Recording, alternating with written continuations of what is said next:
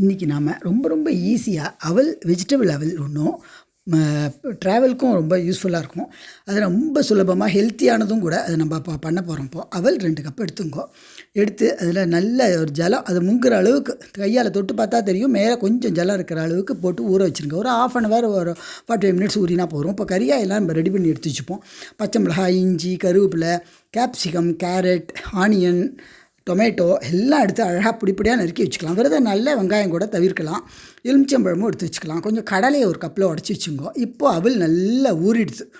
நல்லா ஒரு 1/2 மணி 3/4 மணிலேயே ஊறிடும். ஊறினதுக்கப்புறமா அப்போ நம்ம எலுப்பச்சட்டியை போட்டு கொஞ்சமாக எண்ணெய் விட்டால் போகிறோம். ஏன்னா இது ஹெல்த்தியாக இருக்கும், ரொம்ப நல்லது. இது கடுகு காஞ்சதுக்கப்புறம் கடுகை போட்டு கொஞ்சம் உளுத்தம்பருப்பையும் போட்டு செவந்ததுக்கப்புறமா இஞ்சி, பச்சை மிளகாய், கருவேப்பிலை எல்லாத்தையும் நறுக்கி வச்சதை போட்டு அதோட ஆனியனையும் போட்டுருங்க.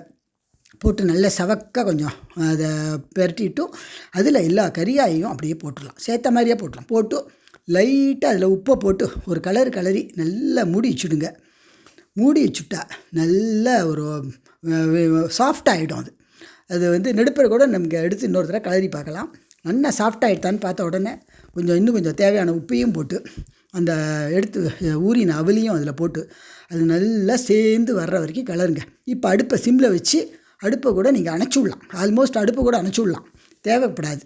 அதனால் ஏன்னா அப்போ தான் சாஃப்டாக இருக்கும். இப்போ என்ன எலுமிச்சம்பழத்தையும் அதில் நல்லா புழிஞ்சி நல்லா திரும்ப ஒரு போட்டுக்கு ஒரு சித்தர் மூடி வச்சுருங்க. அப்படியே நல்லா ஊறிடும் அந்த புளிப்பெல்லாம். இப்போ கருவேப்பிலையும் போட்டுட்டு தனியாக பவுலில் எடுத்து இந்த போட்டு வச்ச கடலை கூட நறுக்கி வச்ச கடலையும் அதில் போட்டு தூவிட்டிங்கன்னா ஃபஸ்ட் கிளாஸாக ஆகிடும். Super recipe.